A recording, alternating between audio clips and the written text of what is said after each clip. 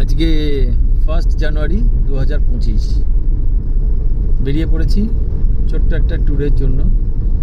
বউ বলছে বোর হয়ে যাচ্ছি বাড়িতে, কি করা যায়। সেই রাজস্থান ঘুরে এলাম, তারপরে তো প্রায় মাস দেড়েক হয়ে গেল, কোথাও একটা যাওয়া যাক। তো বলো চলো একটু শিমুলতলা ঘুরে আসি, হাতের 5 খুবই কাছে। তো ম্যাপটা খুলে দেখলাম 262 কিলোমিটার।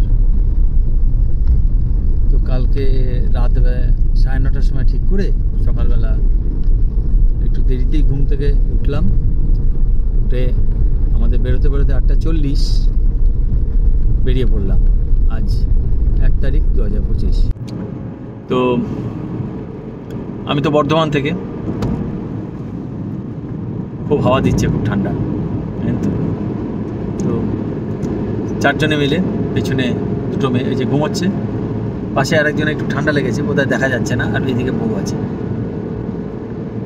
শিমুলতলাটা ঐতিহাসিকভাবে বিখ্যাত, কারণ অনেক ভালো ভালো সিনেমার শুটিং হয়েছে। তার মধ্যে তাপস পালের প্রথম সিনেমা, সম্ভবত প্রথম সিনেমা দাদার কীর্তি, ছোটবেলায় দেখেছিলাম তো, সেই মহুয়ার সঙ্গে প্রেম, আহা, প্রথম বাংলা সিনেমা। তারপরে আরও সরি বলছে যে তাপস পালের প্রথম বাংলা সিনেমা হচ্ছে অবোধ। না, বাংলা না, হিন্দি সিনেমা, মাধুরী দীক্ষিতের সাথে অবোধ। আচ্ছা, যাই হোক, অবোধ। আমরা বেরিয়ে পড়লাম দুর্গাপুর হয়ে।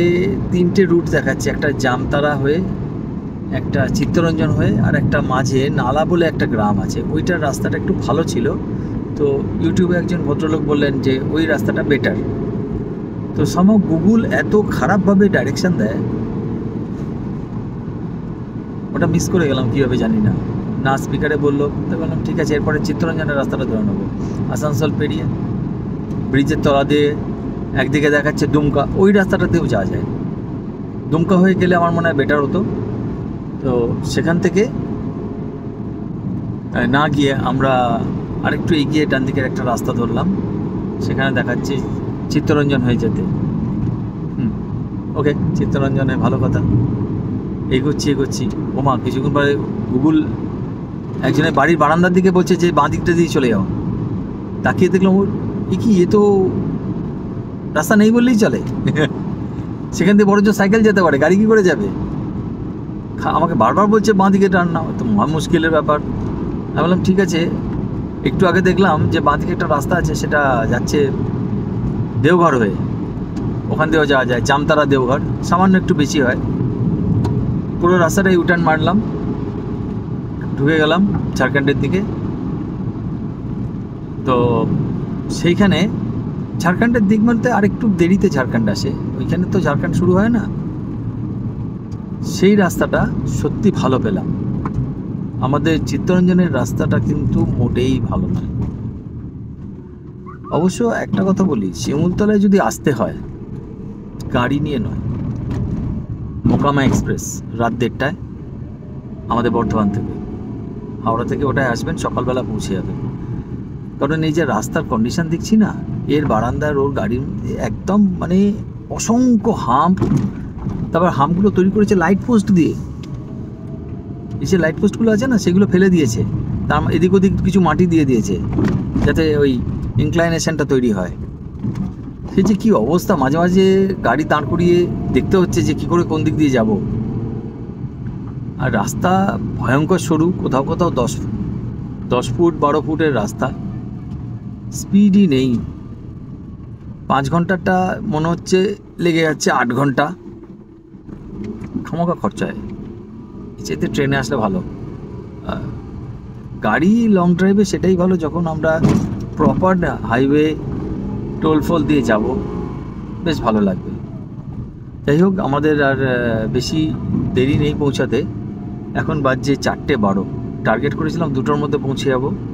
থ্যাংক গড, এইখানের জায়গায় যদি আপনি গাড়ি নিয়ে আসেন তাহলে কিন্তু খাবারটা অর্থাৎ লাঞ্চটা কিন্তু তুলে নিতে হবে। অ্যাটলিস্ট রুটি তরকারি আমরা হোটেল থেকে তুলে নিয়েছিলাম। রাস্তায় কিন্তু কিচ্ছু নেই, সব বন্ধ দেখছি।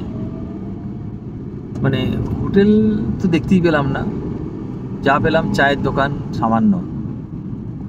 তো এটা আমি ইউটিউবে জেনে গেছিলাম একজন ভদ্রলোকের কাছ থেকে, সেই জন্য খাবারটা তুলে নিলাম বলে একটু খাবার জুটেছে। আবার রাত্রেবেলা জুটবে। In 300 meters, turn left onto National Highway 333A. যাক, এখানে আমরা কাছাকাছি চলে এসেছি, এবার রাখছি, আর বাকিটুকু পরে বলা হবে। ভালো লাগলো, শুভ নববর্ষ।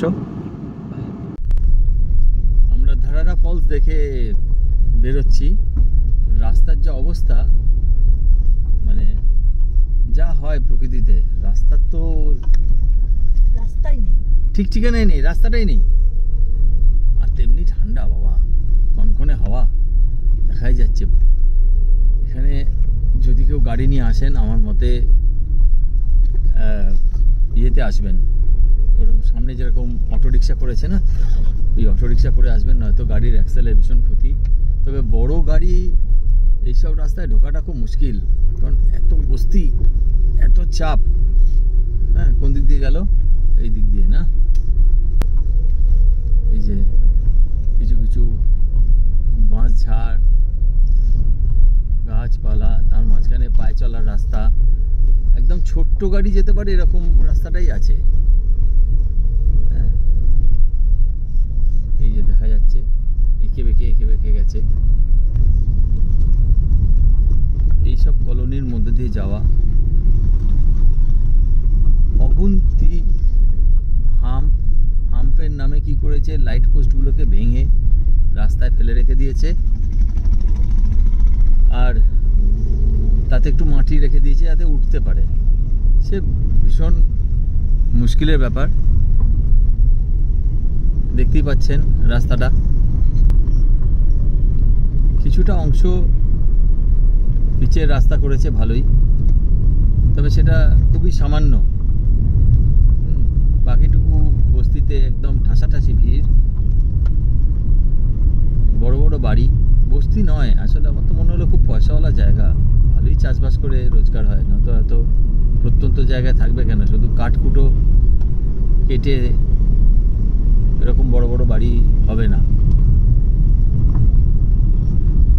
দেখাচ্ছে ওইখানে দেবশ্রীরা স্কুল থেকে এসে আসছে।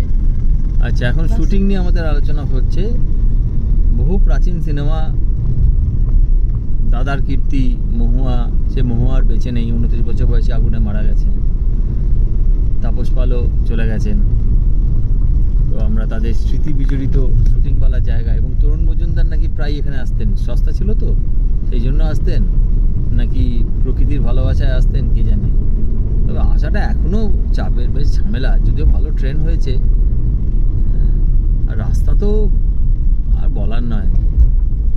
আমার তো সাজেস্ট হচ্ছে যে গাড়ি না নিয়ে আসাটাই ভালো।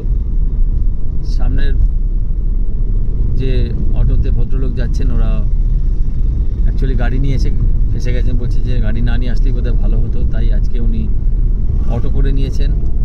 আমি অটোওয়ালার সঙ্গে কথা বলে তাদের পেছন পেছনে একটুখানি দ্রষ্টব্য স্থানগুলো দেখে নিচ্ছি।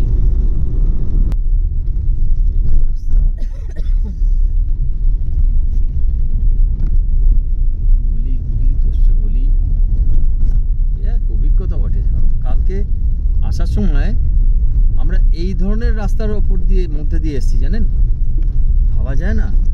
হ্যাঁ, এই রাস্তার মধ্যে দিয়ে প্রায় 6খানেক কিলোমিটার আসা, কি একটা 131 কিলোমিটার আসা, কি চারটিখানি ব্যাপার, স্পিডই নেই। আমার তো অ্যাডভাইস হচ্ছে ট্রেনে ফেনে চলে আসাটা ভালো, তারপরে আরাম করে ঘোরো।